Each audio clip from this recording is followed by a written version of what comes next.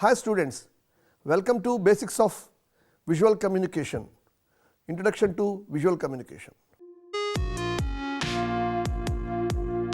This lesson acts as a link to the earlier lessons on basics of communication and paradigms and basics of visual communication.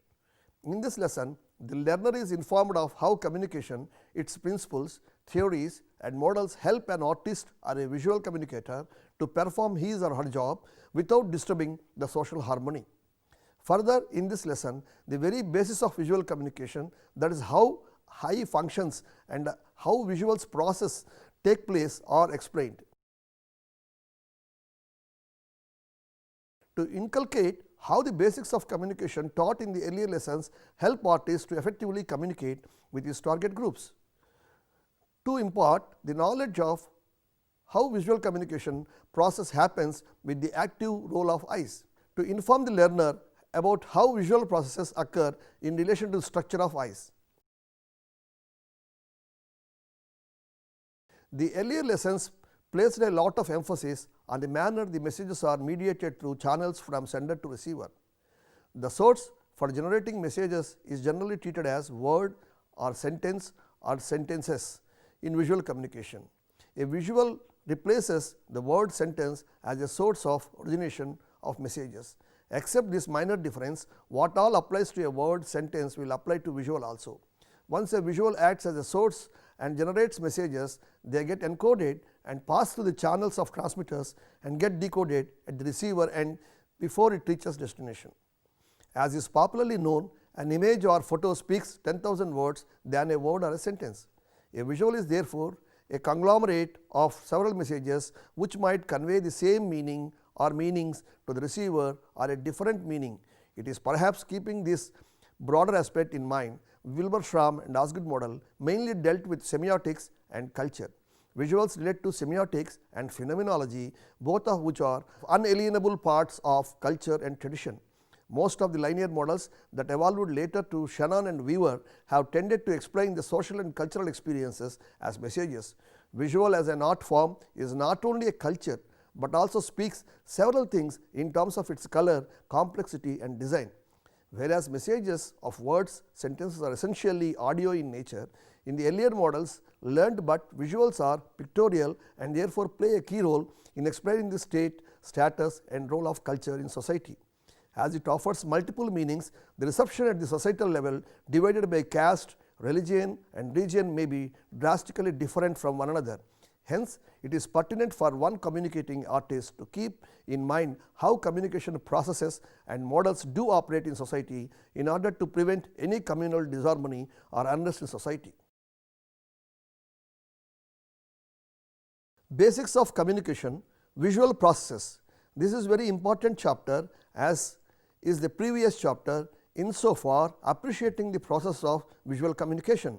First of all, we should have to learn a little biological and physiological backgrounds of vision before we endeavor to learn how a visual is interpreted in terms of its color, depth and circle. How do we see is the crux of the issue. Now, we shall deal with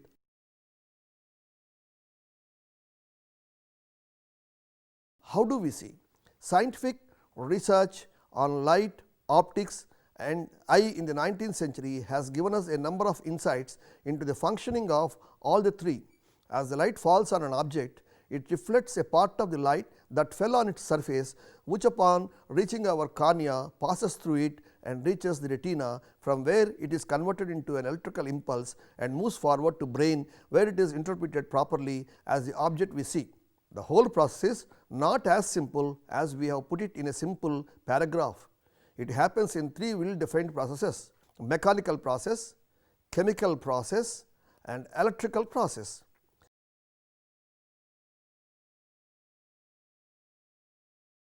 Mechanical process. The first part of the visual process is mechanical.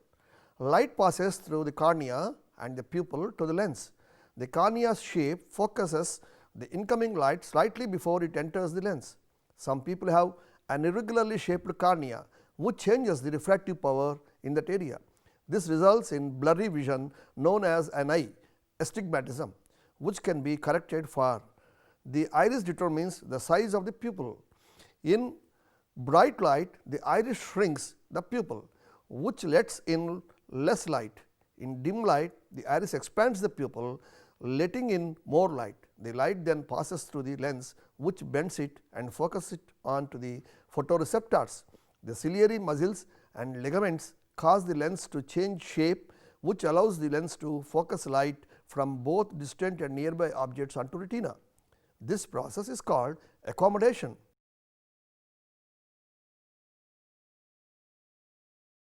The chemical process. The second part of the visual process is a chemical one. The photoreceptors receive the light and convert into electrical signals. The cones are active in bright light conditions. They detect and interpret colors, can pick up small changes, visual acuity such as threading a needle. The rods are active in dim conditions, picking up small bits of light from here and there and are used for peripheral vision. Rods cannot provide visual acuity, and thus seeing in the dark and at the edges of vision are usually fuzzy and slightly unfocused.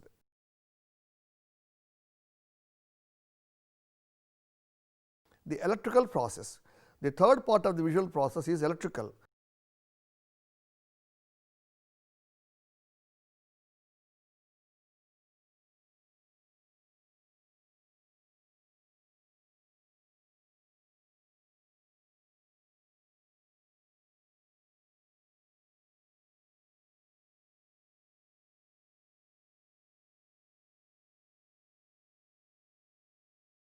Will come in the next lesson, perception theory. At present, we offer a highly simplistic version of vision theory for you as a beginner to the visual communication.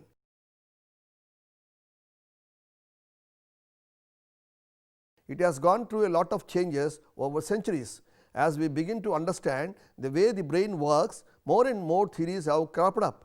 The biggest problem with the theory of vision is that unlike a video camera that records exactly what is in front of it, the way a person sees is defined by the way the brain interprets the visual images. Every brain is different like a fingerprint, and there is absolutely no conclusive way to determine if what two people are seeing is actually the same thing. Colors, for example, can always be interpreted in different ways.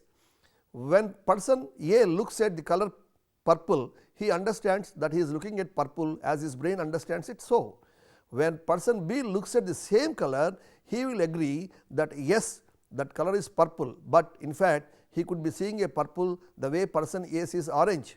However, both of them understand that the exact hue and color of that imagery is defined as purple, and so they will always agree that it is the same color even if their brains are interpreting information differently. The history of vision theory goes back to ancient Greek times, where scholars proposed two separate hypotheses for the way vision works. The first hypothesis was called emission theory and proposed that rays were emitted from the eyes that were intercepted or blocked by an object. The second Greek vision theory was propagated by Galen and Aristotle. It was called intromission theory. Intromission was based on the idea that rays of information that represented a visual object were sent towards the eye. A German scientist named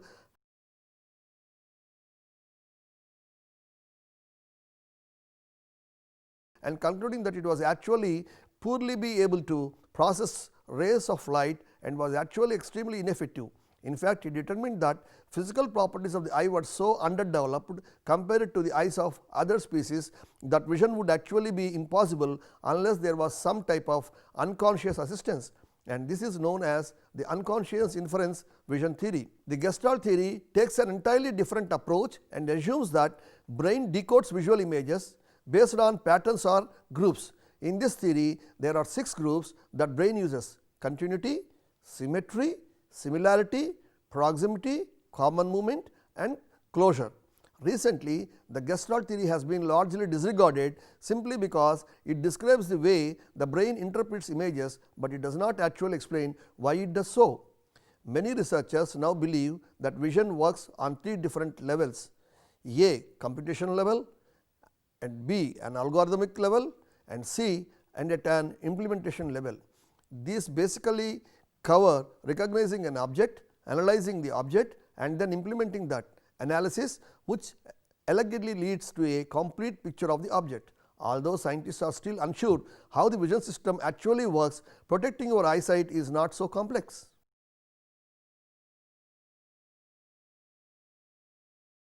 The word light refers to visible light in the ordinary sense. It is an electromagnetic radiation.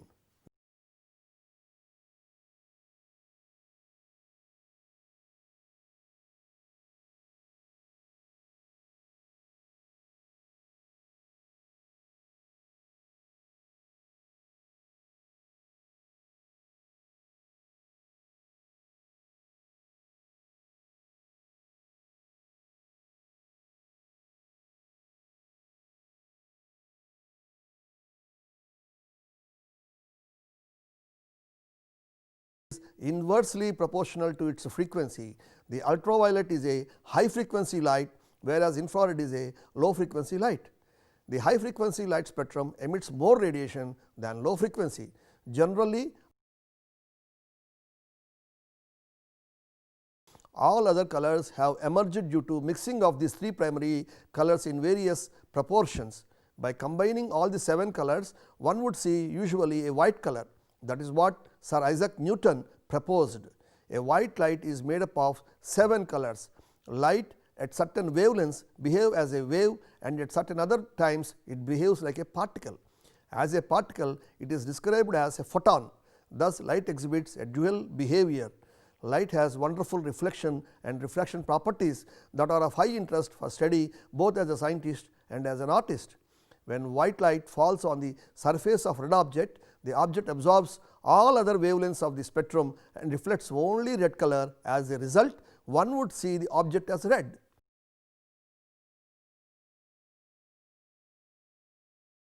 Red, green and blue are the additive primary colors of the color spectrum. Combined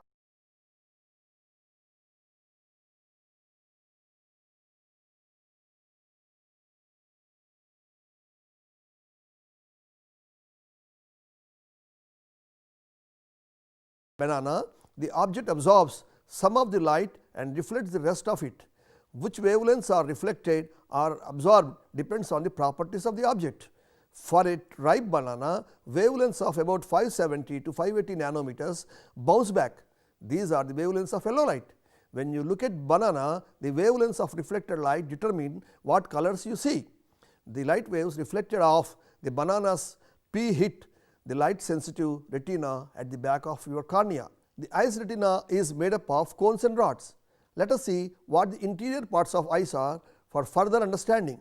The iris, which is the colored part of your eye, the pupil, the black circular opening in the center of the iris that lets in light, the crystalline lens suspended behind the iris, which allows you to focus on near and far objects, the retina, which is a very thin layer of millions of photoreceptors called rods and cones.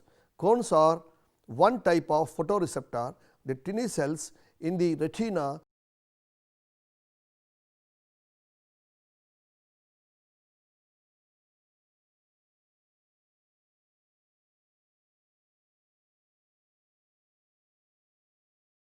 process the light into nerve impulses and pass them along to the cortex of the brain via the optic nerve.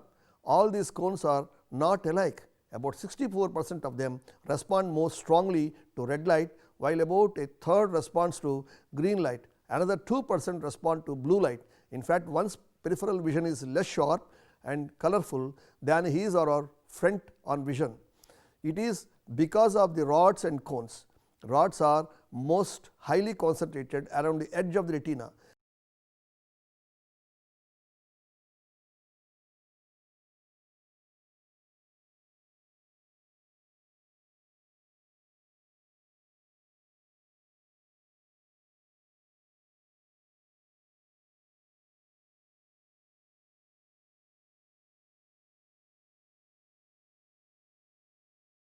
Cooler ones.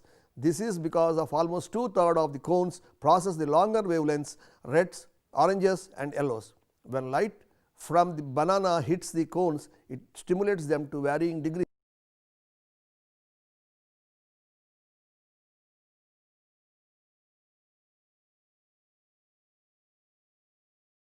Humans with 3 types of cones are better at discerning color than most mammals, but plenty of animals beat us out in the color vision department.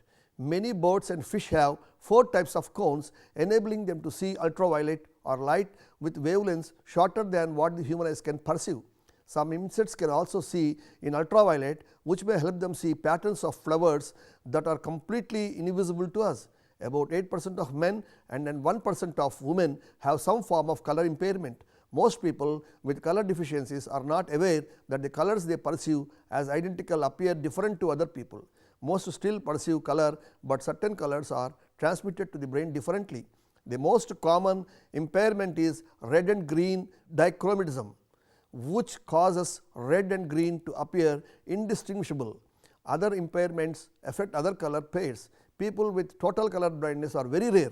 In fact, color camouflage, one of the nature's favorite survival mechanisms, depends on the ability of predator to distinguish colors. The predator is expected to be fooled by the color matching of the prey. Until recently, it was thought that dogs did not see any color at all. Recent studies now show, however, that dogs can differentiate between red and blue and can even pick out subtle differences in shades of blue and violet.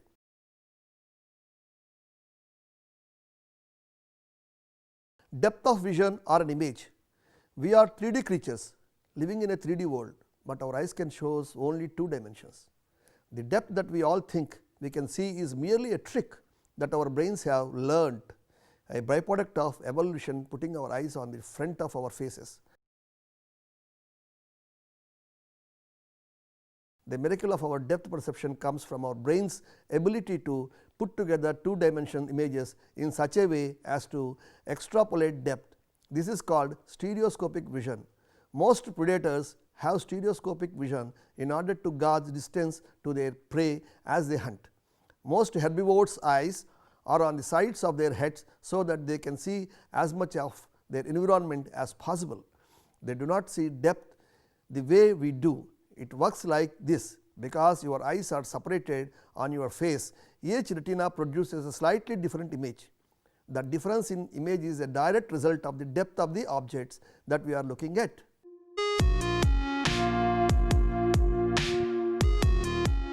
Visual communication circle. It is method by which one can analyze a given visual.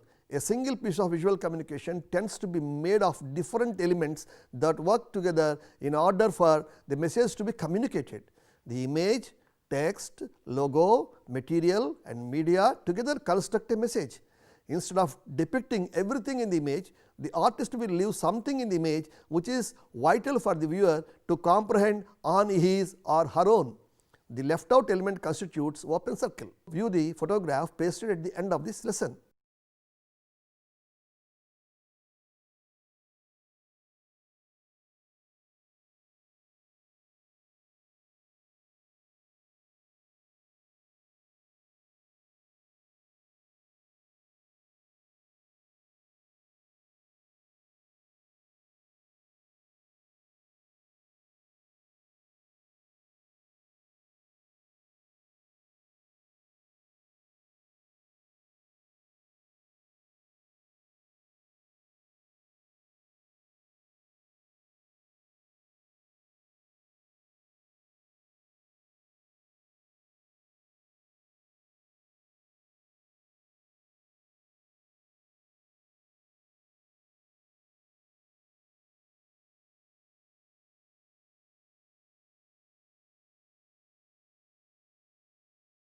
Form refers to objects that are 3-dimensional in nature.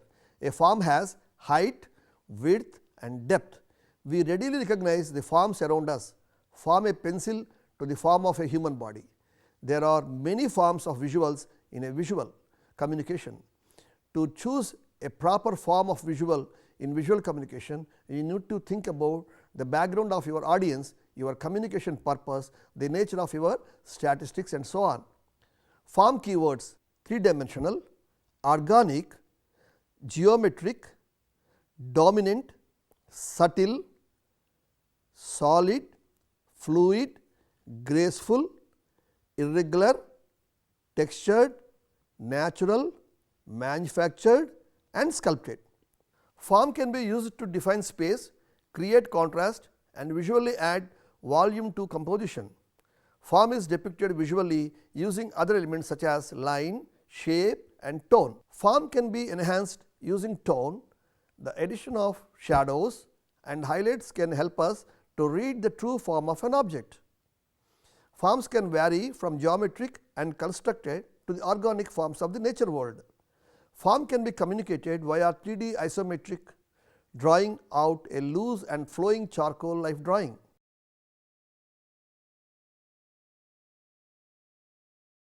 This lesson explained how it connects with the earlier lessons on communication models and communication theory.